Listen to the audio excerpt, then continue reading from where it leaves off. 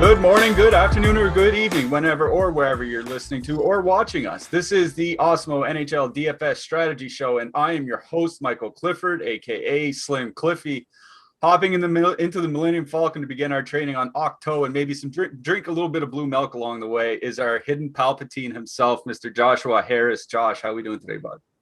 Pretty good. Nice little Wednesday. It's not cold. It's not hot. We're going to experience all four seasons today. So allergies are a bit rough. But other than that, it's a nice little slate. I'm excited to win some money. Hopefully you guys come along for the winning ride and let's do it. Yeah, it is that time of year where, like, in this area, like, Northeast America or Eastern Canada, where you can wake up and it's snowing and then it's sunny and, above freezing by the afternoon, and then it's back and raining around supper and then snowing at night. That's just the time of year it is. But it is a great time of year to be a sports fan. I mean, we just finished the NCAA tournament, NHL, NBA, and MLB all going on, and PGA. The Masters starts tomorrow. So, weather aside right now, not a bad time to be a sports fan. Yeah, lots going on. And maybe that's why I'm so tired, because I'm trying to do baseball and hockey at the same time, working some Masters, and just my brain is just, it's like scrambled eggs. So maybe I should just concentrate on some hockey for a little bit. Just use the optimizer and the tools over at Awesemo.com to help you out. You take the thinking out of your DFS.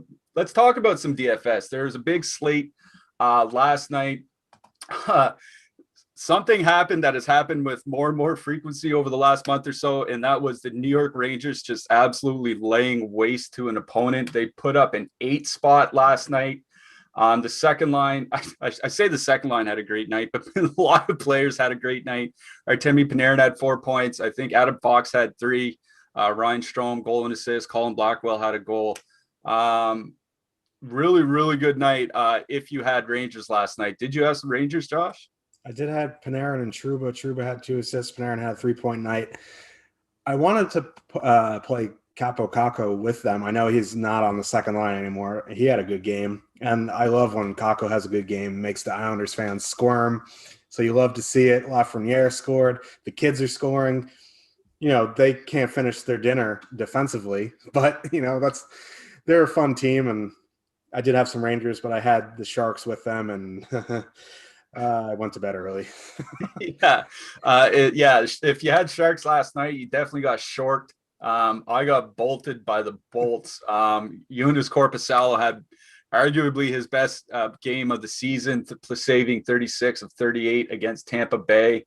The Jackets, like, up and down team. Jack Roslovic had a pair of points yesterday. Max Domi had a pair of points yesterday. They're not really that far out of a playoff spot. I was looking earlier, they're only 5 points out right now. Like, is there enough here in Columbus for this team to make a playoff run, or is this team good enough? Have you seen enough out of them over the last couple of weeks that you think they can make a playoff run, or is it just too late in the season now?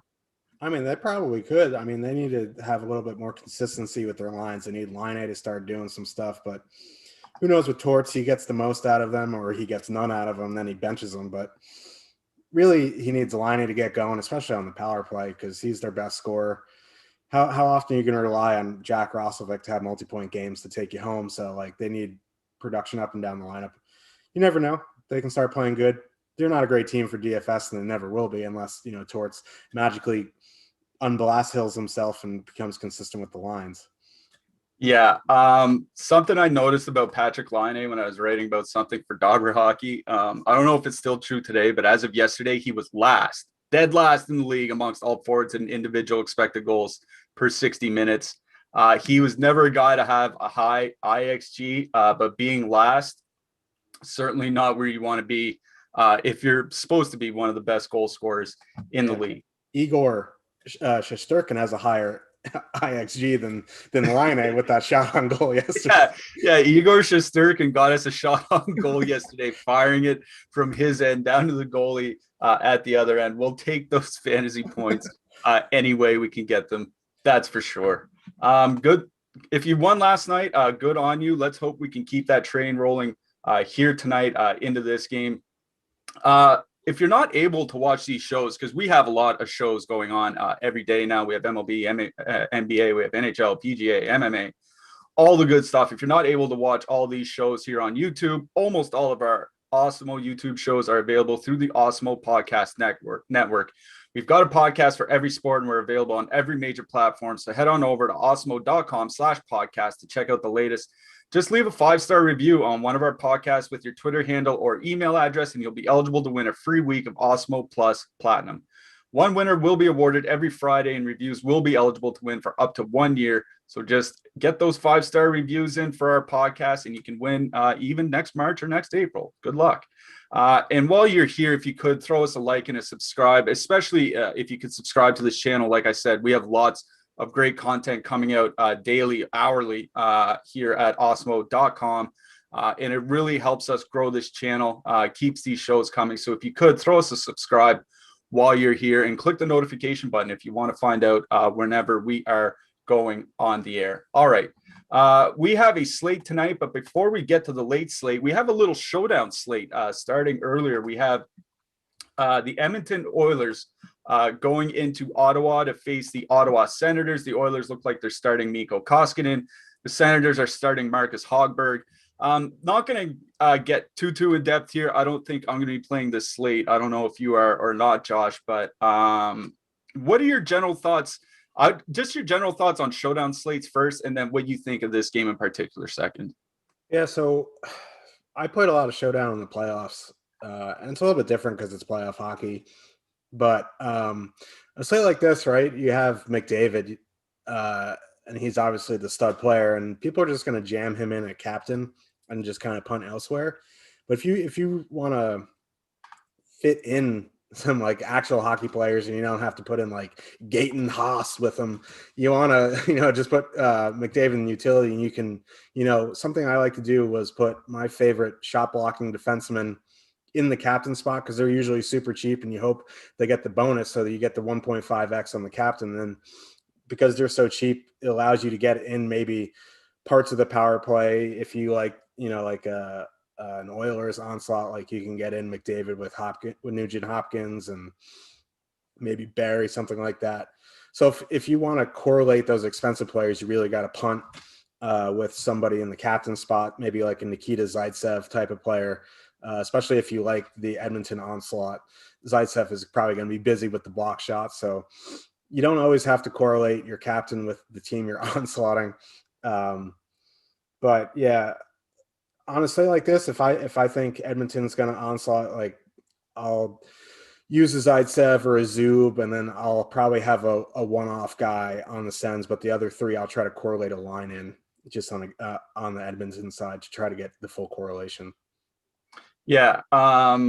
Just in general for showdown, one piece of advice I usually give to people is try to envision one path that you think this game is going to go. Like, try to play the game out in your head. Like, what is the game script going to be in this game? Like, do you think the Oilers are going to get up to a 3 or 4-0 lead and then kind of sit back? Well, if that's the case, then you might want to stack some Oilers with Mikko Koskinen, because if they sit back, Mikko Koskinen is probably going to see a ton of shot volume, right? So if you think that's going to be the case, then you stack your Oilers with Mikko Koskinen.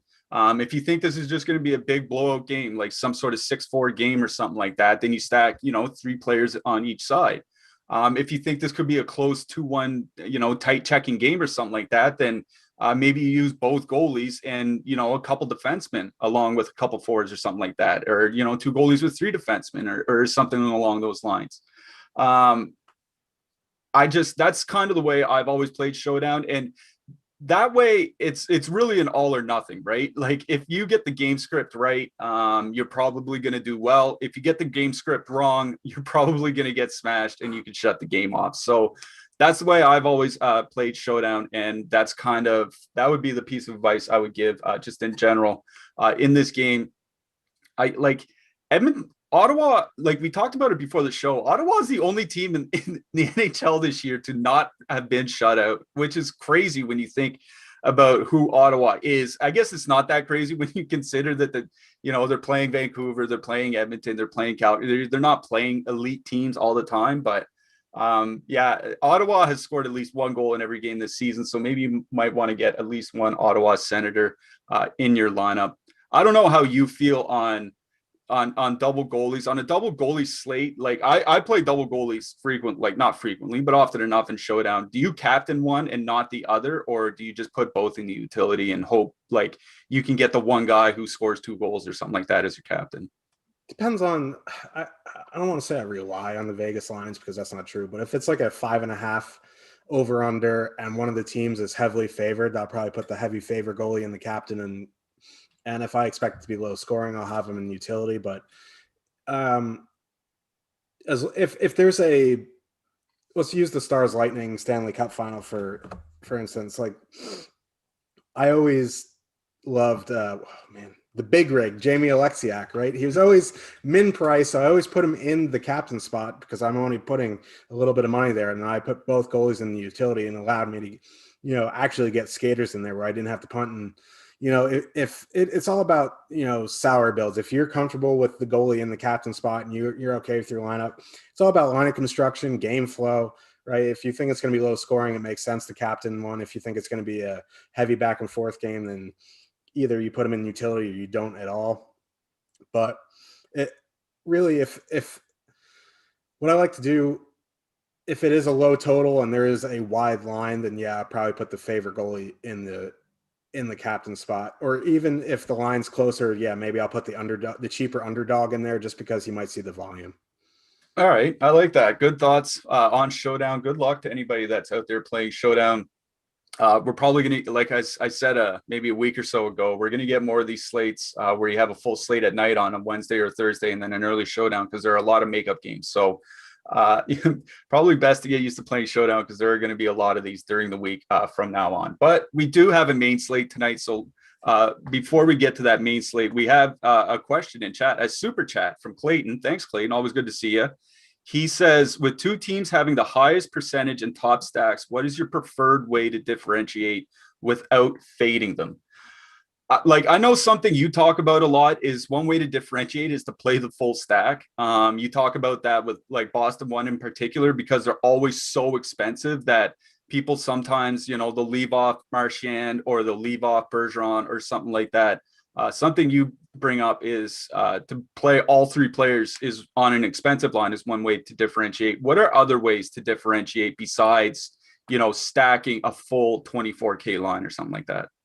Yeah, like I'll use Toronto, for example, tonight. I don't know if I haven't seen the top stacks tool yet, but I'd imagine Toronto's up there. It is a short slate. So one thing that I would do, maybe I'll do Matthews Marner and leave off Hyman, but I'll add in Tavares, do like a 2C, one wing, because people don't like playing double centers on the same team for whatever reason. I think you can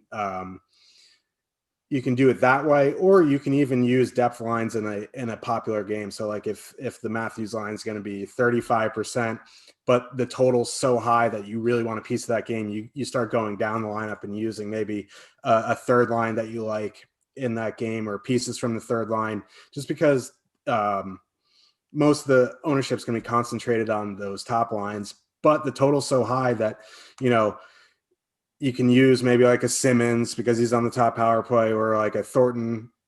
Just an example. Like, I don't think I play Thornton, but like, it's just an example, just guys down the lineup who see some power play time just because it's a high total.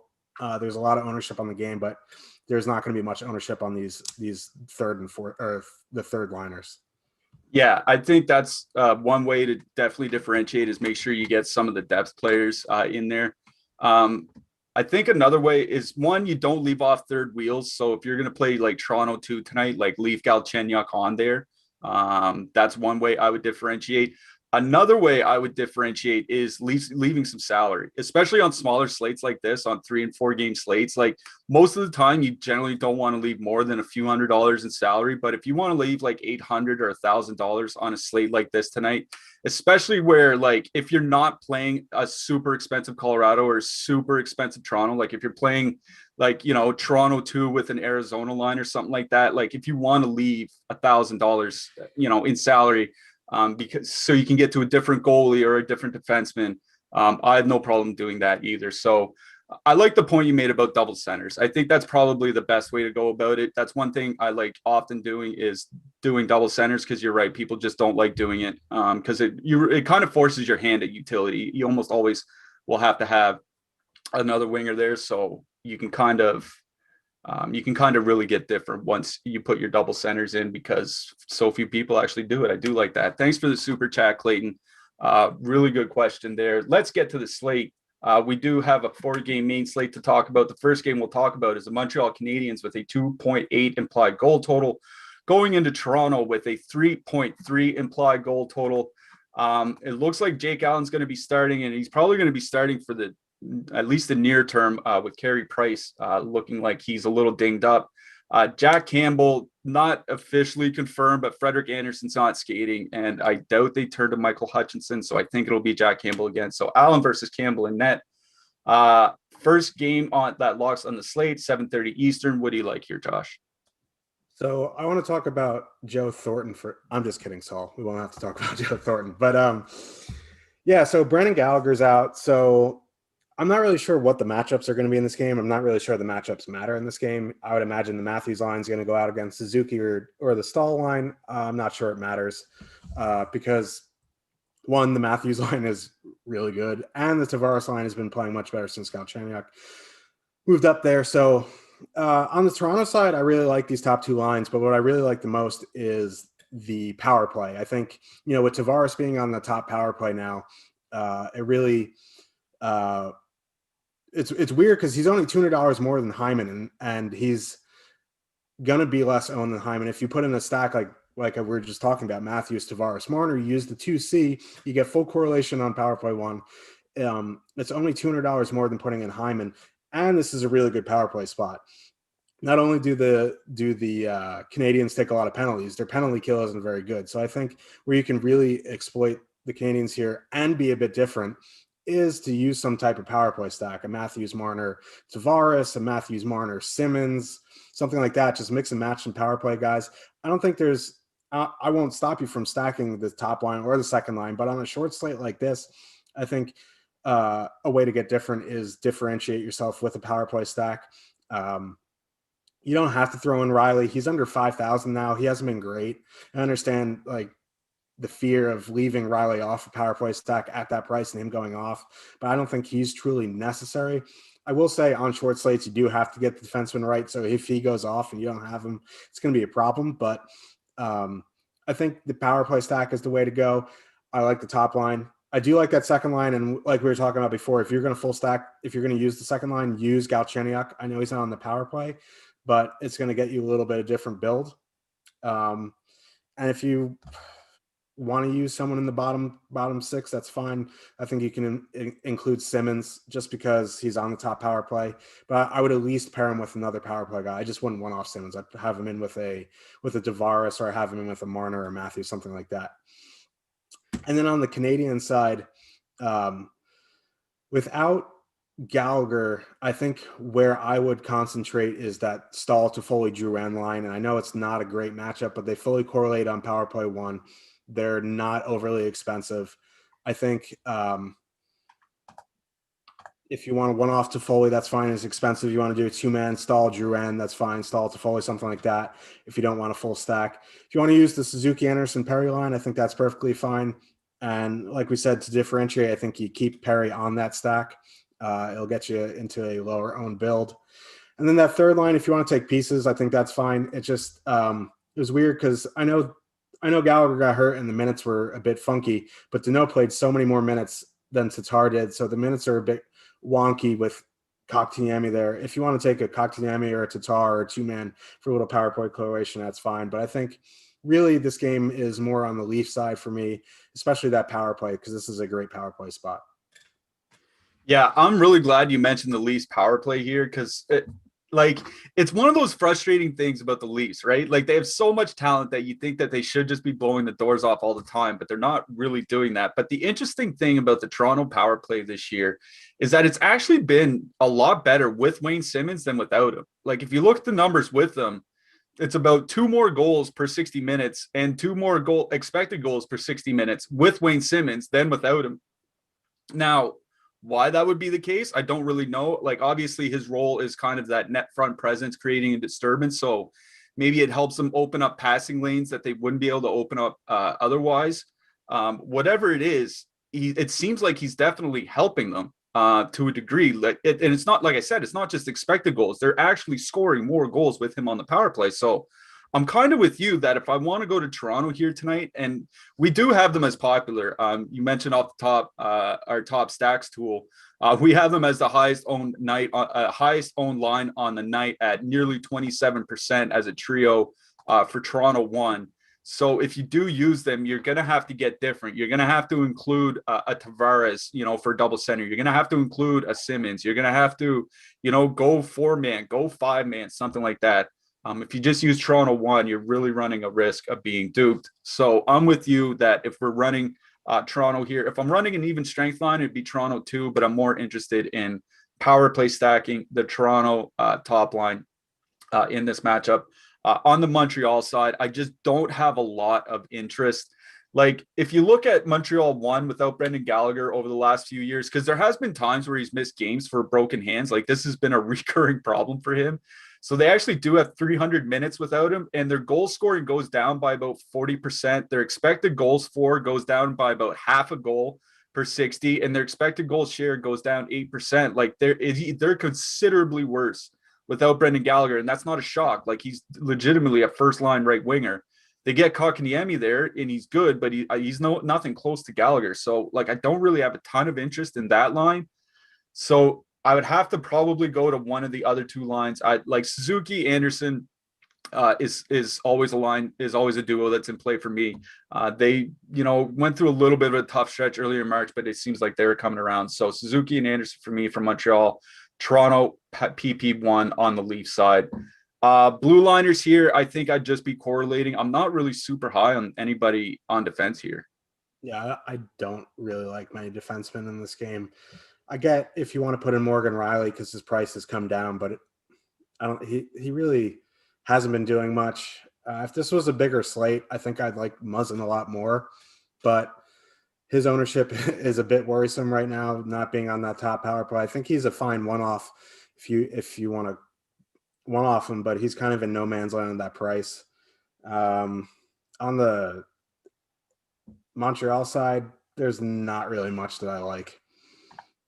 Like, yeah, there's just not a whole lot. I guess like Brett Kulak might be fine if you need a stone punt. Jake Muzzin, like you said, kind of in no man's land, but he's that guy. Like, I like that price in no man's land, right? Because that keeps people off of him. So don't mind Muzzin as a one-off. Goalies here, I'm not really in on either goalie. Both teams are pretty good defensively. Maybe you see something else here. I mean, I like Campbell, but at that price and with Gallagher out, I kind of worry about shot volume a little bit.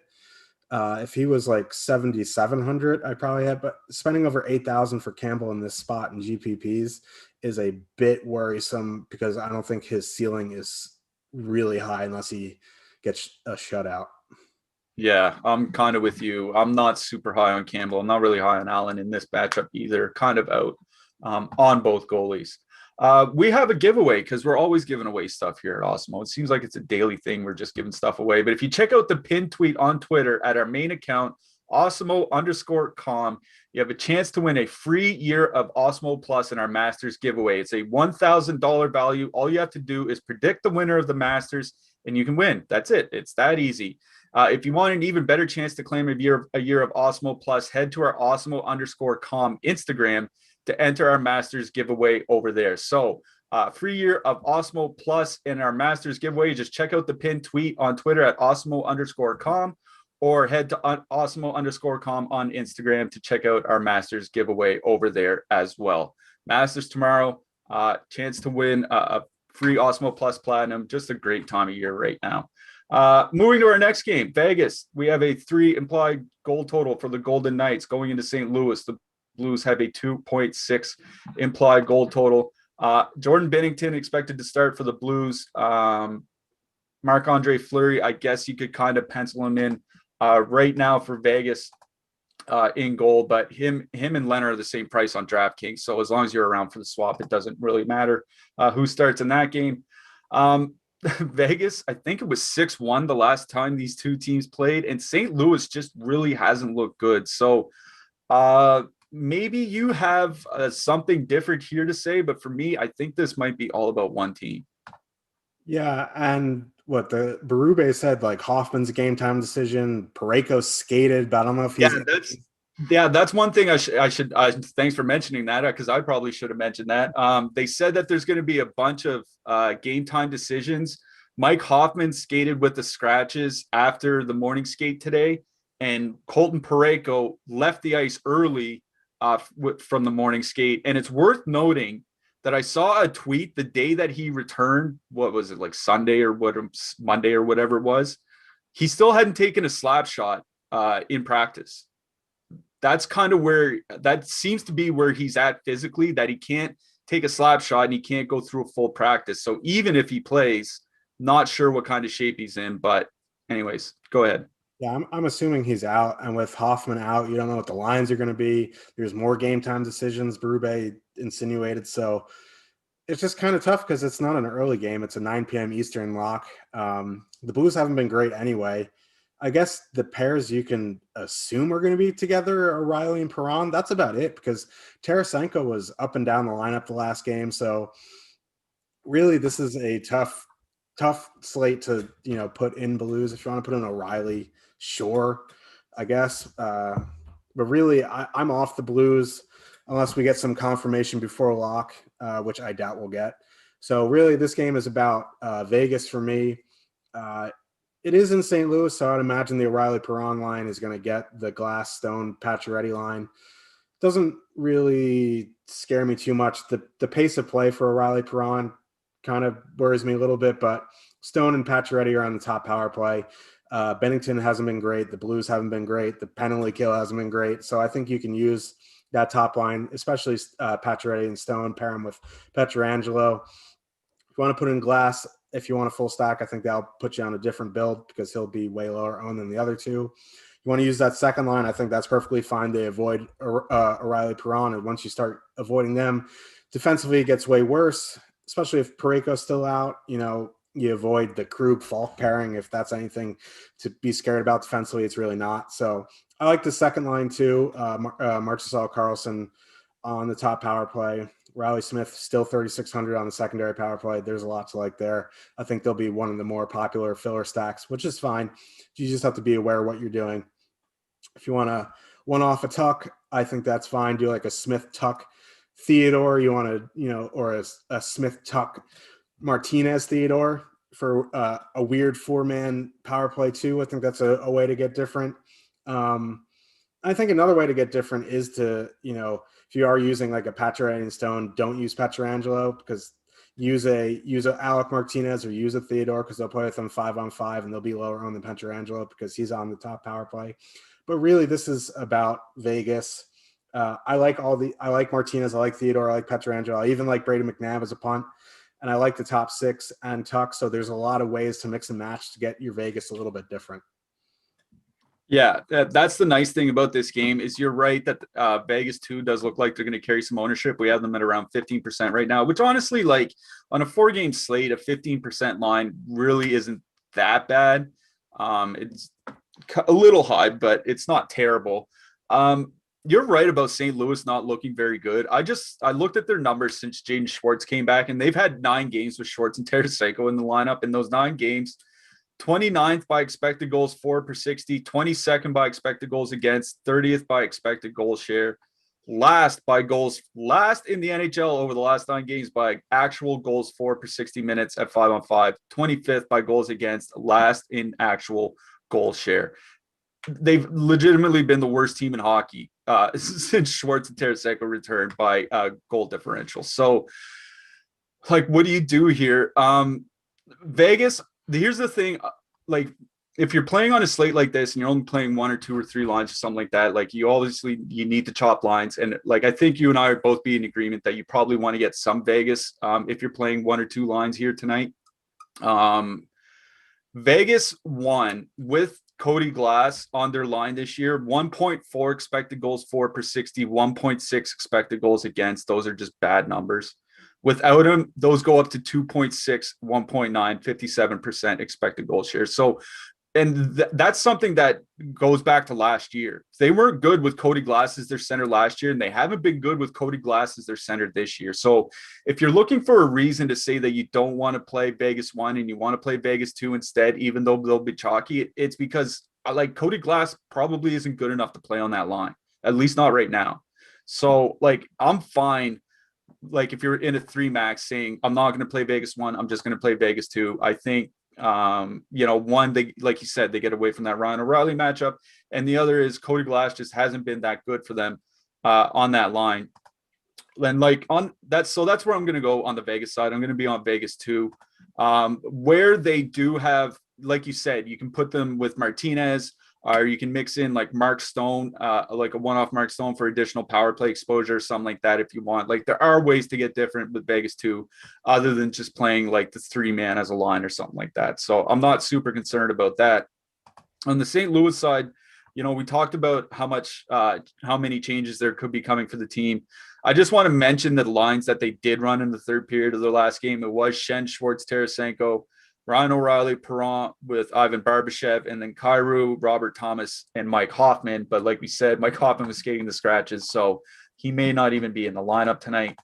I think if you're going to play anything, you would just play like a 2-man, like O'Reilly, Perron, or something like that. I think you can rely on those two to probably stay together. And at the very least, they'll be on the power play together. But I just find it very hard to play St. Louis tonight. So it's going to be Vegas 2 for me. On the blue line, we talked about Colton Parayko. I think it's pretty safe to say he's a non-play for us. Vinny Dunn still running PP2. Are we running it back with Vinny Dunn, or are we just out on the Blues? Yeah, I mean, 3,900 is I don't know. Like, who is even on power play 2 if Hoffman's out? Like, yeah, maybe what it's like Thomas and Sanford. Like, there's nothing really there that you want to pair them with. And Vinny Dunn at 3,900. If you want to one off him, I guess is okay. But like, I liked him when he was down around 32, like 3,100, something like that. I think I'm just going to be out on the Blues tonight. And I will say, if it is Barbashev with O'Reilly and Perron, like Barbashev isn't very good defensively, so that really. He's not one of those like line A types where he completely drags down the line, but he definitely doesn't do anything positively defensively for them. Yeah, I don't know. They seem to love that guy, and I don't get it. He reminds me of like they like Jacob Delarose for the same reason. I just don't get it. But anyways, they're the coaches, and I'm not. In net, like I said, Jordan Binnington likely to start 7,600. Fleury Leonard the same price on DK at 7,900. Any interest on either side here? I'm assuming they gave Husso back-to-back to give Binnington a little mental breather, but, he's kind of in a wait-and-see pattern because I don't think he's very good. I like the Vegas goalies tonight, especially with the mess, all these game-time decisions for St. Louis. Yeah, and like I said, we're the same price. All you have to do is be around for lock. You don't really have to be too concerned about that swap. MLB opening day was last week. I love having baseball back, and it's just so nice to actually fall asleep with those late games on at night now. And we have a deal for the opening of the MLB season. Get your first 9 days of Awesemo Plus MLB for only $9 when you use their promo code STARTING9. That's starting 9 with the numeral 9. It gives you access to everything we have to offer for MLB DFS, including player projections, ownership projections, top stacks, lineup builder, and our premium Slack channel. This offer is valid through April 9th. Stop guessing, start winning. Join Awesemo Plus MLB today. I notice a lot of the guys in our Slack chat talk baseball all day. So even if you don't, if you aren't super into baseball and you don't want to, necessarily feel like you want to look dumb asking questions, people are pretty good about answering questions for different sports, even if you're just sitting in our NHL Slack. And the Slack is always something people tell us about. They really enjoy our premium Slack channels. The player projections and all that are nice. The top stacks, lineup builder, those are all great tools and we use them every day, but it's the Slack channels that I think really makes the difference, especially for NHL, because we get a lot of late lineup news, especially this season, and our users seem to really enjoy our premium Slack. So If you want to see what that's all about, Awesemo plus MLB for only $9 for 9 days with the promo code starting 9. And the Masters, those start tomorrow. We talked about that earlier. God, I love this time of year. The Masters starts on Thursday, and we have a PGA deal just for you. Buy your first month of Awesemo Plus Golf and get one free with the promo code Dustin. That's 60 days of Awesemo Plus Golf for just $29.95, and that includes our projections, our ownership projections, our top golfers tool, our lineup builder, and a whole lot more. It's worth noting that if you get this, it will also cover the PGA Championship in May, so you're getting 2 full majors with this deal. This offer is valid through Sunday, April 11th. Stop guessing, start winning. Join Awesemo Plus today. If you're not big in on golf, the majors are where you want to play, because that's where all the big prize pools are. That's where all the casuals like us will go and play. So if you want to get into golf but you don't want to spend a ton of money and you want to have some time to settle in and really figure out what you're doing, you can get 60 days of Awesemo Plus Golf for only $29.95 using the promo code Dustin. And I want to remind, what's that? That's a great deal. I mean, it is a great deal. I mean, the starting 9 for $9, I think is a great deal, because, if you don't want to play MLB after that, all you're out is basically a couple cups of coffee from Starbucks. That's basically it. So the starting 9 promo, especially, I think is a great deal over here. And to remind everybody that today's show is sponsored by JockMKT. If you haven't heard, JockMKT has turned fantasy sports into a stock exchange. Forget waiting until the end of the game to make money. JockMKT allows you to buy and sell shares of players in real time for real money with guaranteed payouts for all your shares at the end of each night. With daily markets for NBA, MLB, NHL, and PGA, you can make real money every hour, every minute, every second of any match or game. Use the pregame IPO to pick up shares of your favorite players and buy, sell, or hold them based on your own analysis. Download the app to get started and use our exclusive Awesemo promo code Awesemo50 for a $50 bonus on your first deposit. This is an exclusive offer only for our Awesemo community, so make sure to take advantage of it today. That's Awesemo50 for a $50 bonus over at our show sponsor, JockMKT. Our promos, all available at awesemo.com/promos, I believe. So if you ever want to see whatever we have on the site, just head over there.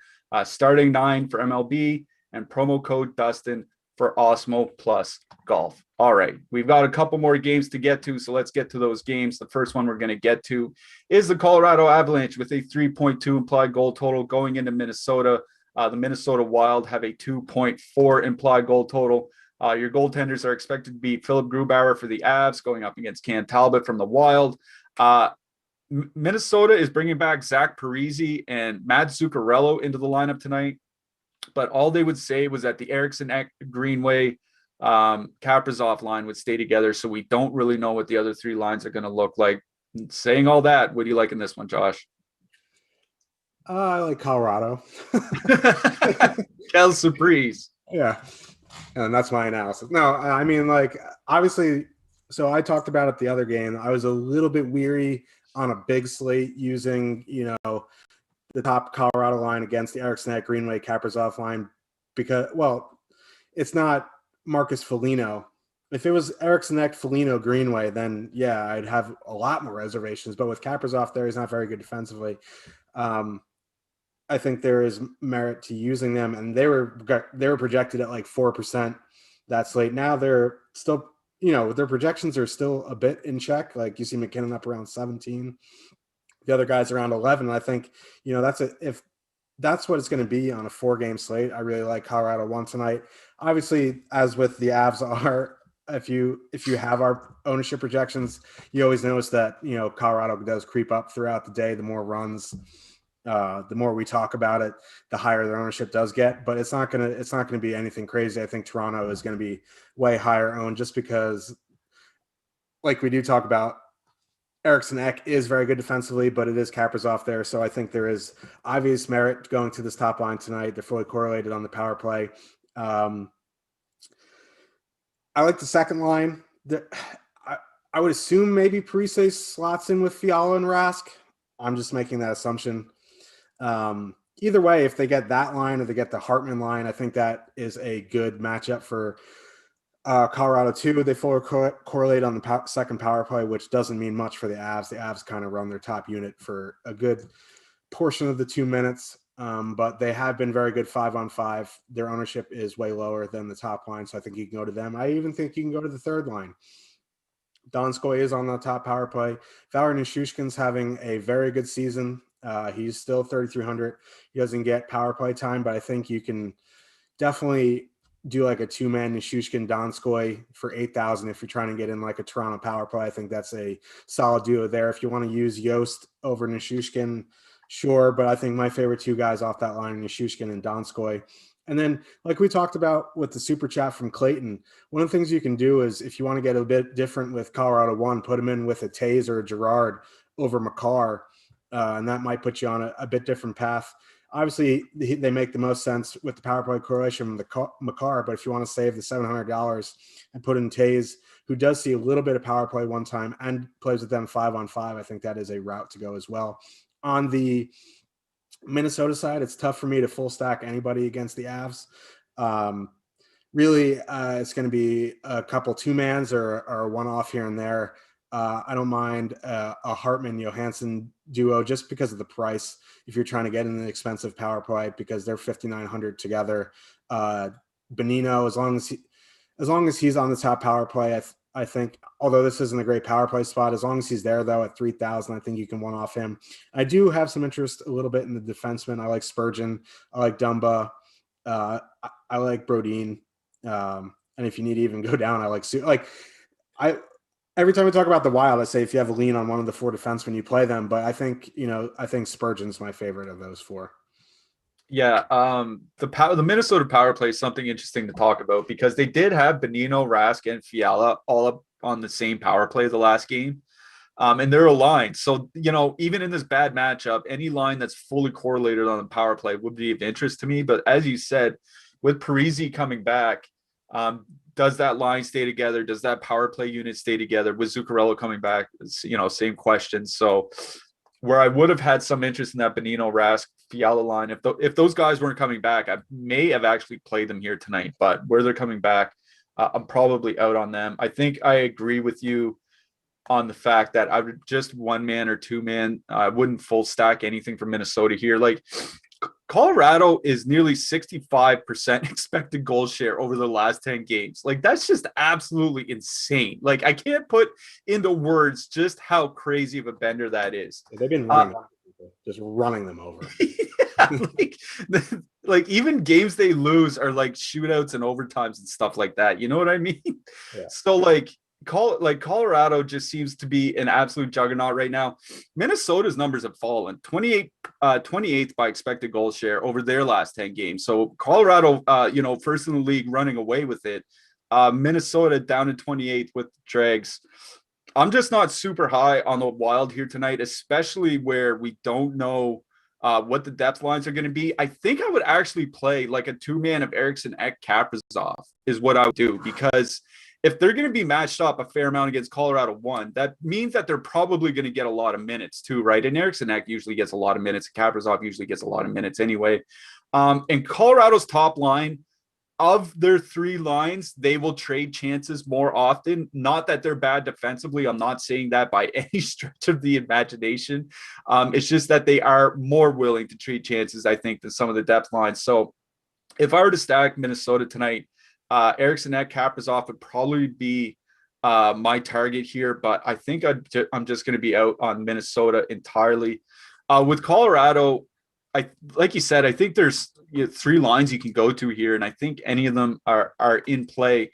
Specifically for me, like I think you're right that our ownership is showing at about 13% right now. I imagine I think that feels about right. That might come up a little bit, but I think it stays around 15%. Like Minnesota still has the veneer of being an elite defensive team, and Colorado's on the road. So I think people are going to lean more to Toronto at home than Colorado on the road against Minnesota. So I think if you're worried about Toronto ownership and you don't want to get duped and you don't want to, worry about having a crazy unique line for your Leafs, then I think just switching over to Colorado 1 is fine. But if I were to stack from Colorado here, I'd probably stack the second line just because I want to avoid, at worst, I think Eriksson at Greenway. I agree with I agree with you. The Kaprizov isn't good defensively, but I think Eriksson and Greenway should be good enough that they aren't terrible. Hopefully, anyway. I guess everybody looks terrible against Colorado, so it doesn't really matter. But I don't mind Eriksson at Kaprizov in that Colorado matchup. And I don't mind Colorado's second line going into the depth from Minnesota, even with Parise and Zuccarello back. It doesn't scare me all that much. On the blue line, like you said, there are probably 4 interchangeable guys from Minnesota, but the guy that sticks out to me is Matt Dumba, playing nearly 24 minutes over his last 5 games. And we've seen how good he can be in the past. Like, he has a track record of being a really good DFS defenseman. Yeah, I played him the last slate. He was 3,400, and it was just way too cheap. Now at 4,100, the price is still great. He's usually around the high 4s, low 5s, even sometimes gets close to 6. So, I mean, just from a price perspective and the time he gets on the ice, I think he's a good play. And then there's the 4 guys on the Avs too. Makar makes the most sense if you're stacking the top line, but you can also put him in with Taves and Girard, and Ryan Graves is not. He's kind of in that no man's land with Muzzin. I think I prefer Muzzin to Graves tonight, but if you need the salary and you want to correlate with Colorado, Graves is fine. Yep, I don't mind Graves either. In net, I like Talbot here. Not like him. I don't like any goalie against Colorado, but volume 7,300 at home. Don't mind Talbot. What do you think? Yeah, he's the cheapest goalie on the slate tonight. So there's always merit. He's going to be low owned. He's going to see the volume. So you hope he gets his shot bonus and maybe not get too greedy and get an overtime loss bonus too. So, I mean, that could pay off at his price. Yeah, and I don't mind Kevin Fiala as a one-off. He's been playing some heavy minutes, 20, 18, 18, 21 over his last 18 shots over those last 4 games as well. All right. We have one more game to get to. Before we get to that game, just want to let you guys know that we have a lot of free content up on the site today, as we always do. We usually have free stuff up on the site almost every day. We've been talking about our NHL top stacks, and you can check that out if you want, because our NHL top stacks are free today, as are our MLB top stacks. The NBA Big Board is free, and the PGA Pro Plays are free as well. So anybody looking for some free Masters content, we have our PGA Pro Plays up for free up on Awesemo.com for the day. All right, one final show to get to. We've got about 5 or so minutes to get through it, so lots of time for this one. And I think everybody's favorite play is in this game. Arizona 2.7 implied goal total are going into Los Angeles. The Kings have a 2.9 implied goal total. We don't have goalies just yet. I assume it'll probably be Aiden Hill for the Coyotes, because I haven't seen too many positive updates on the Coyotes goaltenders injury-wise of late. We never get Kings goalies for now. I'm just going to assume Cal Peterson, but it could be Jonathan Quick. What do you like here from this game? I know everyone's favorite play is Blake Lizotte, obviously. Michael Bunting, everyone's new toy. He's the shiny new toy coming off a hat trick. He's on power play 1 with Schmaltz and Garland. That line has been very good. Ownership reflects that. They're going to get the Kopitar matchup, but the Kopitar matchup isn't what it was in years past. And if it's not Peterson, if it is Quick, I really like this Arizona top line. I wouldn't go all in on them, but I think, Bunting is a cash lock. If you are playing cash, he's 3,200 top power play. The Kings mixed up their lines a little bit, didn't they? Not the top one. It's Lizotte with Carter and Anthony Ciu, right? Yeah, we don't know officially, for sure what the lines are going to be, but based on their groupings and jersey colors, it should be Dustin Brown with Kopitar Iafallo as normal, Athanasiou with Jeff Carter and Blake Lizotte, Adrian Kempe with Brendan Lemieux and Wagner, and then Jared Anderson Dolan with Trevor Moore and Carl Grundstrom. Yeah, so I mean, I don't know why they're doing that. I mean, that really hurts them defensively, because it's weird, because Velarde and Carter together have been pretty good defensively, strangely enough. So now that they mix up these lines, I think, you can use this Arizona second line, Keller, Dvorak, Phil Kessel. I think, going up against a Lizotte Carter line with Anthony Ciu, you can take advantage of them defensively. I think, the the way if this is the case, like they're hurting themselves defensively, that second line is definitely not going to be as high owned as that top line. And, Clayton Keller has been very, very good. Christian Dvorak is always one of my favorite one-offs. He's one of my favorite DFS centers, actually. And, Phil Kessel is who he is at this point, but like he's still viable. He's still usable. He's still good. They fully correlate on the second power play. The Yotes top power play doesn't play the full 2 minutes. The second power play does see some time. So I think there's some merit going to the second line. And then on the Kings side, obviously that top line is always in play. Adin Hill in his last, 8 games has been surprisingly very, very good. But I still think, it's a 4-game slate. You can play some Kings. They're projected for higher ownership than Colorado won, which is a bit worrisome. But with, I would imagine there's going to be a good bit of ownership on Adin Hill. So I think you can go to that Kings top line. And then the way their other lines are constructed, I don't know if I'd full stack any of them, but it wouldn't be a show. I mean, I'm contractually obligated to mention Jeff Carter. He's under 4,000 now. I like him with Anthony CU, like that 2-man. That's a good 2-man. It's 7,200. I'm really not contractually obligated. Don't sue me. But yeah, I don't mind that 2-man. Like as bad as they are defensively, they are pretty decent offensively. And that Dvorak Keller line with Kessel, as good as they are offensively, have limitations defensively. So I think you can go with them. I like Adrian Kempe as a one-off. He does see that top power play. And as we always talk about, the Yotes, for whatever reason, they have the 8th best penalty kill, but they've still been bailed out by goaltending. Like eventually it's going to turn around. I still think you can put in Kempe as a one-off. I think he's going to be a low-owned guy that you can get on power play 1. So despite it being a low total, there's a lot to like from this game. Yeah, that's the strange thing I found too, is like I found some stuff, like once I started researching this game, there's stuff that I like. The Kings, lots of power play opportunities. That's something we talk about. I think they're still top 5 in the league on the season. Arizona is averaging the most power play time on ice per game out of their last 10 games, like in the league. So there could be a lot of power plays on both sides here. Michael Bunting, I just want to mention him very quickly. Like this isn't just some random guy. He averaged about 3 shots per game in the AHL over the last 3 years, which is a good mark. That's about a mark I look to, for success to translate to the NHL. And he was over a point per game in the AHL this year. His NHLE, which is his expected probability of making the NHL and what his potential is when he gets there. We have him at Dobber Hockey as second liner. So like, this isn't a bad player. He's supposed to be a good player. So I'd like that.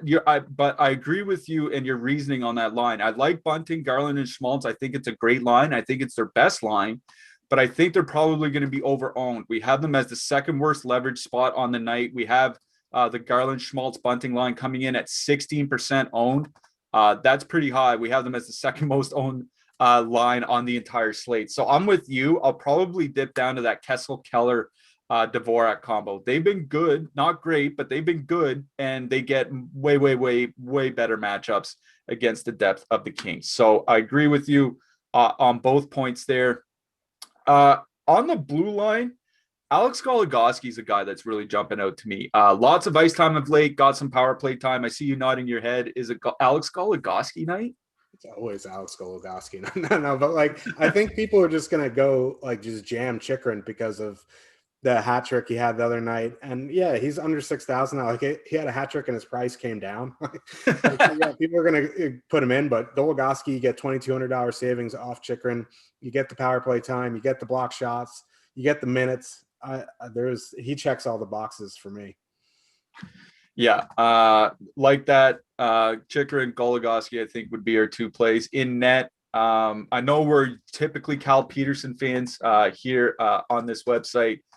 Not sure if I'm going to Cal Peterson here tonight because I'm probably going to be more on Arizona. What about you? Yeah, I'm kind of off the Kings goalies, especially if it is quick. And that's the thing, like we won't know till 9:30, and it's not like there's 3 late games where you have options to swap. So it's like if you have Peterson and it's quick, you have to play quick. You have to play quick, and it's just not the thing you want to do. Like it just feels bad. Like you just might as well click him in and lay down and go to sleep. But Adin Hill, his ownership is really high, and like, yeah, he's been great recently, but like we talk about, like, goalies are streaky, and if you want to ride that wave, I think it's fine, but eventually it's going to come back down to earth because I don't know if he's an NHL starting goalie, but he was obviously their third or fourth goalie for a reason. So if you think the wave is still going to go, play him. If you think it's going to crash, put in some more Kings. Yep, I like that. I personally, I'm going to bet on the wave still going, so I think I'm going to be playing some Adin Hill here tonight. All right, before I ask you for your hat trick pick on the evening, I'm going to give my hat trick pick. I didn't think I would ever get to the point where I'd take a hat trick pick going into St. Louis on the road, but I'm going to do it. Jonathan Marchessault is my hat trick pick for tonight. What do you have, Josh? I have,